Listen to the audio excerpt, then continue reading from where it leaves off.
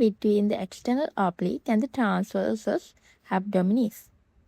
So origin is the fleshy fibers arise from the lumbar fascia, the intermediate area of the anterior two-thirds of the iliac crest, and the lateral two-thirds of the inguinal ligament.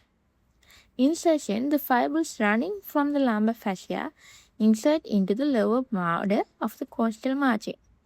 Below the costal margin, the muscle becomes a broad aponeurosis. The spills to enclose the rectus abdominis, eventually rejoining at the linea alba. The fibers arising from the inguinal ligament continue into an aponeurosis that attach to the pubic crest and the pectineal line. This part fuses with the transverse aponeurosis to form the conjoint ligament. So, the aponeurosis of the internal oblique is the primary contributor to the rectus sheath. Between the umbilicus and the costal margin, it splits into anterior and posterior layers to enclose the rectus muscle below the arcuate line.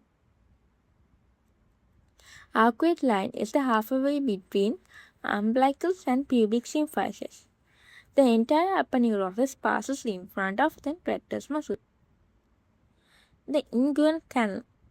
Lower fibers of the internal oblique arches over the spermatic cord or around round ligament in females, forming the roof of the inguinal canal. And then there's something else called cremasteric muscle. The internal oblique, along with the transverse abdominis and the inguinal ligament, provides lateral origin for the cremaster muscle, which covers the spermatic cord. So, internal oblique forms the floor of the lumbar triangle, a site where rare lumbar hernias can occur. If we think about the nerve supply, it is innervated segmentally by anterior rami of lower 5 intercostal nerves, the subcostal nerve,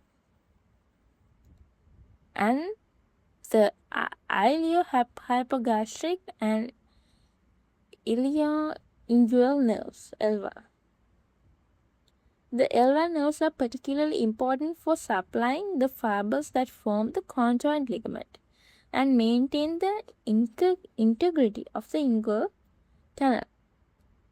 Like the other flat abdominal muscles, it receives blood from the lower posterior intercostal arteries, the subcostal arteries, lumbar artery, and deep circumflex iliac artery. So it acts as a flexor of the vertebral column and facilitates lateral flexation and rotation, and helps in forced expiration. In Bernese recession, the internal oblique and transverse oblique are split transversely in the line of their own fibers to reach the peritoneum.